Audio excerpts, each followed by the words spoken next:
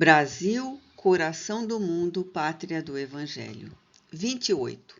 A Federação Espírita Brasileira. Logo após a proclamação da República, Ismael volta a concentrar seu esforço na consolidação da sua obra terrestre. Seu primeiro cuidado foi examinar todos os elementos, procurando reafirmar, no seio dos ambientes espiritistas, a necessidade da obra evangélica, no sentido de que ressurgisse a doutrina de tolerância e de amor, de piedade e perdão do crucificado. Todo um campo de trabalho se desdobrava aos olhos de suas abnegadas falanges, aguardando o esforço dos arroteadores para a esperançosa semeadura.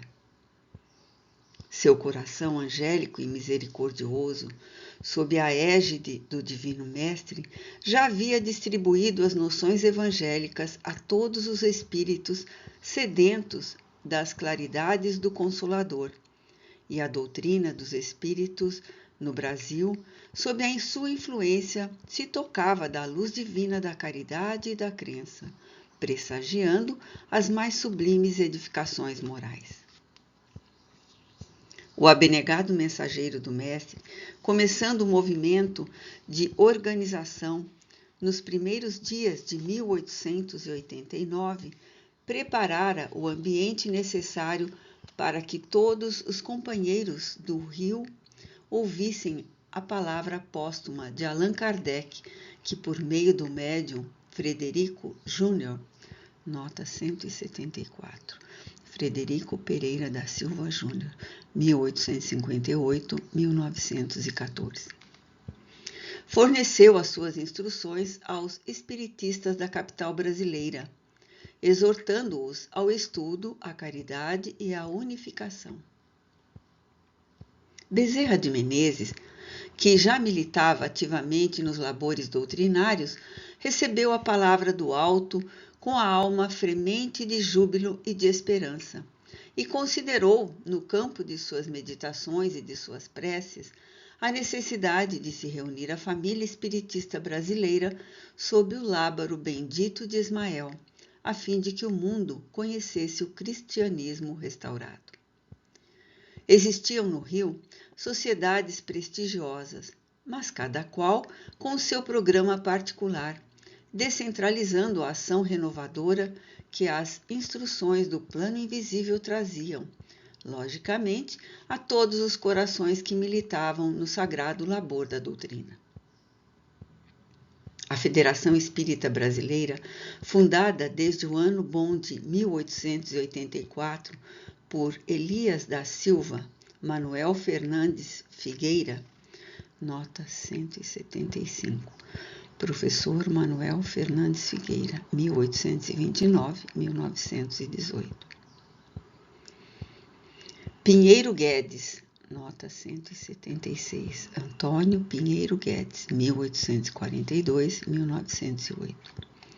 E outros companheiros do ideal espiritualista no Rio de Janeiro, esperava, sob a proteção de Ismael, a época propícia para desempenhar a sua elevada tarefa junto de todos os grupos do país, no sentido de federá-los, coordenando-lhes as atividades de dentro das mais sadias expressões da doutrina. Bezerra de Menezes, desde 1887, iniciara uma série de trabalhos magistrais pelas colunas de O País, nota 177, periódico matutino publicado no Rio de Janeiro entre o último quartel do século XIX e a Revolução de 1930. Oferecendo a todos as mais belas e produtivas sementes do cristianismo. A palavra de Max, pseudônimo que ele havia adotado, inundava de esperança e de fé o coração dos seus leitores, iniciando-se, desse modo, uma das mais prodigiosas sementeiras do espiritismo no Brasil. Desde 1885, igualmente funcionava o Grupo Ismael, com Saião e Bittencourt Sampaio, célula de evangelização, cujas claridades divinas tocariam todos os corações. Em breve, os mensageiros do Senhor conseguiram agremiar a caravana dispersa. No templo de Ismael iam reunir-se enfim os operários da grande oficina do Evangelho. Bezerra, Saião, Bittencourt, Frederico, Filgueiras, Richard, Albano do Couto, Zeferino Campos e outros elementos da vanguarda cristã. O tempo, todavia, era de transição e de incertezas. A República, com as suas ideologias novas, filhas do positivismo mais avançado, criara os mais sérios embaraços ao desenvolvimento da doutrina. O novo Código Penal incluíra o espiritismo nos seus textos e o ambiente era obscuro, sentindo todas as correntes espiritistas a necessidade imediata de união para a defesa comum. E enquanto se balbuciavam protestos a medo, a Federação, com a sua prudência e a sua serenidade, iniciou a defesa pacífica da doutrina, dirigindo uma carta aberta ao ministro da Justiça do governo provisório, em que esclarecia devidamente a situação.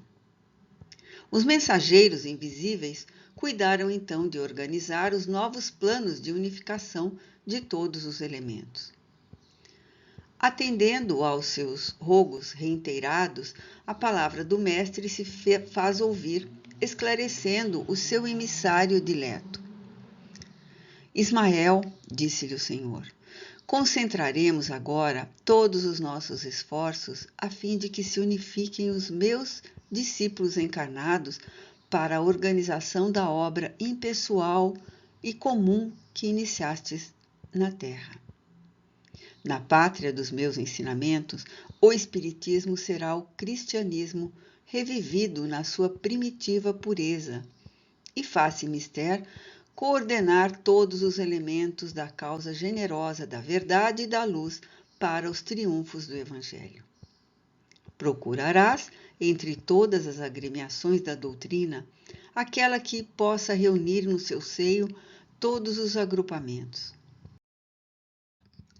Colocarás aí a tua célula, a fim de que todas as mentalidades postas na direção dos trabalhos evangélicos estejam afinadas pelo diapasão da tua serenidade e do teu devotamento à minha seara. E como as atividades humanas constituem em todos os tempos um oceano de inquietudes, a caridade pura deverá ser a âncora da tua obra, ligada para sempre ao fundo dos corações, no mar imenso das instabilidades humanas. A caridade valerá mais que todas as ciências e filosofias no transcurso das eras, e será com ela que conseguirás consolidar a tua casa e a tua obra. O abnegado mensageiro do alto regressou ao trabalho cheio de coragem e segurança no seu grandioso apostolado. As energias dissolventes das trevas do mundo invisível lutaram contra ele e contra o Evangelho.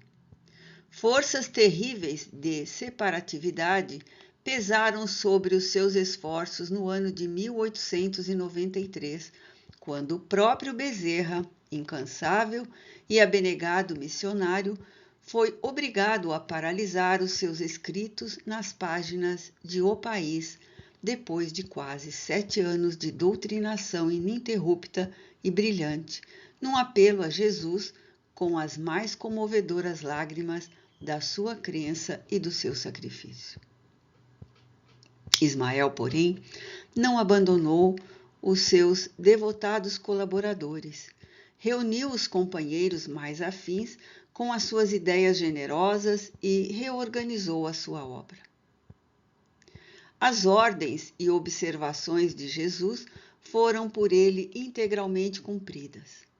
Escolheu as reservas preciosas da Federação e assentou dentro dela a sua tenda de trabalho espiritual. Consolidou a assistência aos necessitados, fundada em 1890, que radicou a sua obra no coração da coletividade carioca, e a caridade foi e será sempre o inabalável esteio da venerável instituição que hoje se ergue na Avenida Passos. Com essas providências levadas a efeito numa das noites memoráveis de julho de 1895, Bezerra de Menezes assumiu a sua posição de diretor de todos os trabalhos de Ismael no Brasil, coordenando os elementos para a evangelização e deixando a federação como porto luminoso de todas as esperanças entre o grupo Ismael, que constitui o seu santuário de ligação com os trabalhadores do infinito. E a assistência aos necessitados que a vincula na terra, a todos os corações infortunados e sofredores, e representa de fato até hoje a sua âncora de conservação no mesmo programa evangélico, no seio das ideologias novas e das perigosas ilusões do campo social e político. Bezerra desprendeu-se do orbe, tendo consolidado a sua missão para que a obra de Ismael pudesse ser livremente cultivada no século XX. E essa obra prossegue sempre. Podem as inquietações da terra separar muitas vezes os trabalhadores humanos no seu terreno de ação, mas a sociedade benemérita, onde se ergue a flâmula luminosa, Deus, Cristo e caridade, permanece no seu porto de paz e de esclarecimento. A sua organização federativa é o programa ideal da doutrina no Brasil, quando chegar a ser integralmente compreendido por todas as agremiações de estudos evangélicos no país. A realidade é que, consideradas às vezes como excessivamente conservadora pela inquietação do século, a respeitável e antiga instituição é até hoje a depositária e diretora de todas as atividades evangélicas da pátria do Cruzeiro. Todos os grupos doutrinários, ainda os que se conservam contrários ou indiferentes, estão ligados a ela por laços indissolúveis no mundo espiritual. Todos os espiritistas do país se lhe reúnem pelas mais sacrossantas afinidades sentimentais na obra comum, e os seus ascendentes têm ligações no plano invisível com as mais obscuras tendas de caridade, onde entidades humildes de antigos africanos procuram fazer o bem aos seus semelhantes. As forças das sombras alimentam muitas vezes o personalismo e a vaidade dos homens, mesmo daqueles que se encontram reunidos nas tarefas mais sagradas. Mas a direção suprema do trabalho do Evangelho se processa no alto, e a Federação Espírita Brasileira, dentro da sua organização baseada nos ensinamentos do Mestre, está sempre segura do seu labor junto das almas e dos corações, cultivando os mais belos frutos de espiritualidade na seara de Jesus, consciente da sua responsabilidade e da sua elevada missão.